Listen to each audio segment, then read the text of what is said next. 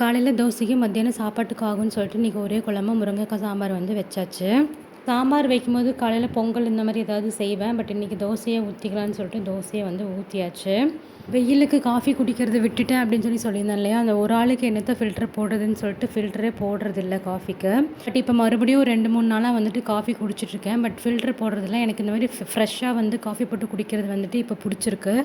So வந்துட்டு பாலை வந்து ஊற்றி ஒரு 2 நிமிஷம் மூடி வச்சுட்டு அப்படியே எடுத்து குடிச்சுப்பேன். இப்போ இந்த டேஸ்ட் வந்துட்டு நல்லா இருக்க மாதிரி தோணுது.